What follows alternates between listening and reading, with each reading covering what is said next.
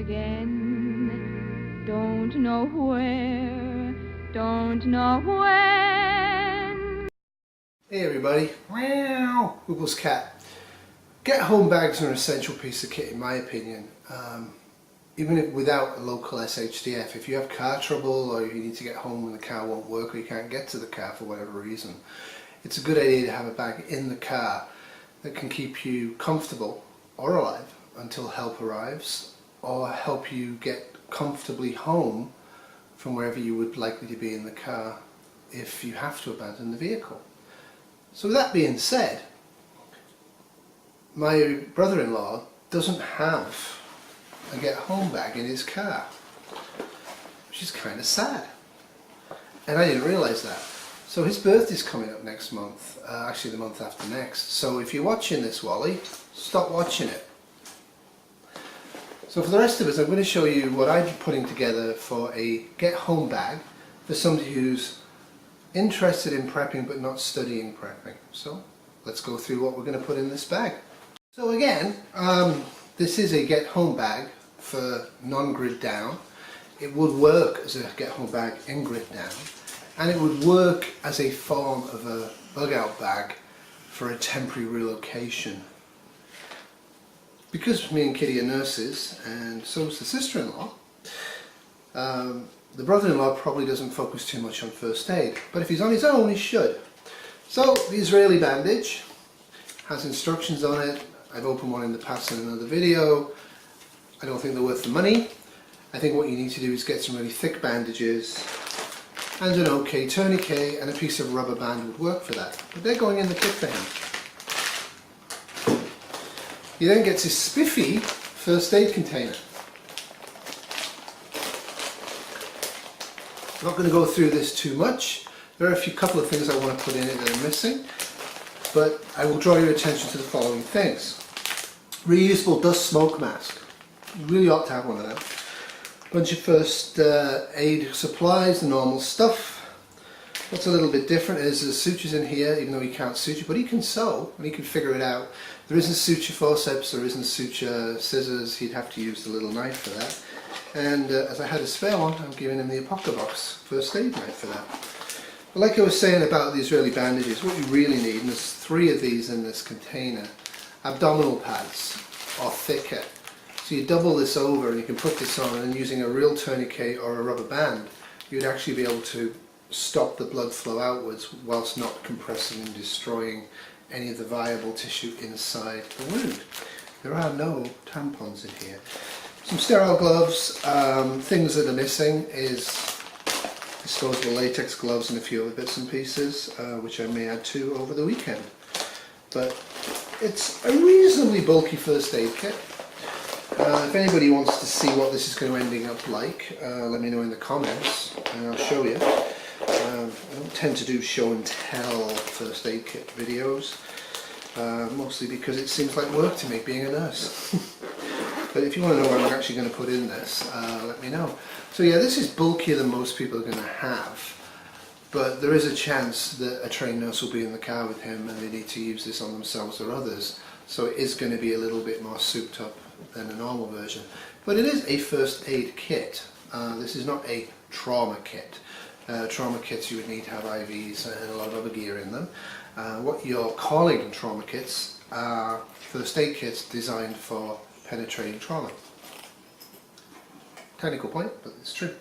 The next thing is prevention of having to use the first aid gear, and also self-evacuation and also self-protection. So what you use for self-protection is up to you, but I'm actually going to give in the following items. I got this knife from Apocabox. I think it's crap. I've heard this belt sheath doesn't work very much, so. But it's bulky enough, and for single use, I think that's fairly reliable. You can do most cutting tasks with this, and in a pinch, it makes a kind of a threat if you wave it at people. But obviously, for a bug out bag or a never coming home bag, you actually want a really, really good blade. This is an okay-ish blade, but for getting home, why not? The other thing I'm concerned about is his eyes. Now he'll probably have sunglasses with him, but depending on the time of year he might not. So a pair of cheap solar protective goggles. If he has to go through the bush, there's a lot of branches, you don't want to have an eye injury, so these are a good idea. These are also a good idea, generally speaking, if you're going to be doing woodwork and stuff like that, because eye injuries do happen and they can be very, very painful and debilitating. The other thing is this. Getting out of your car if you're in a lake, which is possible where we are, getting out of your car if you've been in an accident and you can get out but you can't open the doors, a window hammer. These are also good for breaking into places. Speaking of which, a mini prize bar, not really going to work very well on most things, but for most modern homes, this will get you in through most back doors, certainly in cottage country. So he can get into homes to find new supplies or protect you from the wind if you need it. The other part of self-protection is this rubbishy towel. I would actually prefer to have micro towels that are reusable for this purpose, but I have it and I said I was going to throw in a kit, and one of them I'm throwing in your kit. You got a towel. I would much rather have a micro towel in this kit, but if you want a micro towel, look at the kit, think about it. Kits should be designed and developed by the user. This is a starter kit. If he throws all of this stuff out of this, I'm happy with it. I just want to start the process of having a decent get-home bag that's personalised. The other thing is work gloves. These are cheap, Dickies. I think everybody's seen these. Buy them in bulk, very cheap. Again, it's a get-home bag. It doesn't need to be long-lasting, leather, bulky, strong. This will do the job for him and protect his hands. Also help him with using hot things to a small degree. This will melt. So that's that. Now what else does he need? Got a first aid kit, is fairly good. It's got a measure of self-protection, self-evacuation. But what are you realistically going to need in a get-home scenario? If he watches this before his birthday, he's going to be disappointed. You need cash.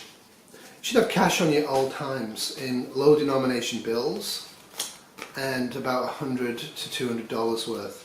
Basically you need enough that would get you home via a taxi from wherever you're going to be if the taxi was charging about double the amount of money. In early grid down, you can go into grocery stores if you're nearby, you can go into gasoline stores and buy some extra supplemental food and stuff like that. You can also use this for a motel stay overnight if the credit card system's down, in early grid down. Always a good idea to have cash, and I'm not putting cash in this particular get out bag kit, get home kit, because people have to take their own responsibility. But if you don't have a couple $100 in low denomination cash in your get home bag, in your bug out bag, in your wallet, day to day, you're making a fatal error. This will be the most useful tool that you will have in any SHTF in the early phase.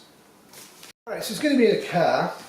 So I bought some of these, never bought these before, I think they're a waste of money. Single use, what's the point of having single use stuff? I know some people love them. However, for a car, using these at night to stop people driving into you if you're at the side of the road is a really good idea. You can also attach a piece of rope, and rope cord is always good to have. And again, in a get-out bag, why would I waste money putting expensive paracord in when utility cord is cheap and works just as well for most tasks in a temporary situation? Tied to this, spin it around at night and you have a huge cone of yellow light. So if anybody's looking for you on the ground or specifically also in the air, you're going to be found easier. So these are always a good idea to have in a car kit as a general rule. Okay, that's being said, what about light? Well, on the external part of the bag, there'll be one of these. These are very cheap. When you rip this out, this should light up. Might not, but it should do. I tested one, it works. On a little carabiner on the outside. So in a pitch black condition, and you need to get access to your get home bag or your bug out bag, you actually have an external light attached to the bag so you can turn it on. And this also can be used as a light. Brand new batteries, pack of 4. Again, if you have any sort of bag, it's up to you to keep the batteries in good nick and rotate them frequently. I really love these. These are my go-to flashlight in the home. I think they're absolutely awesome. Extremely bright, as I will show. Again, Don't get flashlights that require expensive and difficult to find batteries. Rechargeable is a good idea, but in get home scenarios, I'm not really looking for rechargeable, I'm looking for light. So like I was saying, he might need to have more than one flashlight, so at the moment he's got two.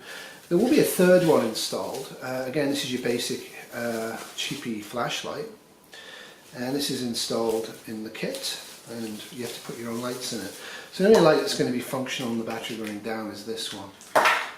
But these little cheapy lights, I mean, yeah, they're not tactical, but at night, if you use the cone of light at night and flash this into somebody's eye directly, you're blind at night. It's very useful. Batteries last a long time in use, and I do like the ability to cone it. For working, this is my everyday go-to light in the house when I need a flashlight. I really love this. This can be directional, so you can anchor this and alter the direction of this. It's one simple use, so again, it's not going to confuse anybody by trying to get the reds off or the SOS off. And what I really like about this is this. The other thing that's great about these is it's magnetic. And I use these, there's one of these on my fridge, there's one of these on my table lamp upstairs. So I'll always have light. So there you go.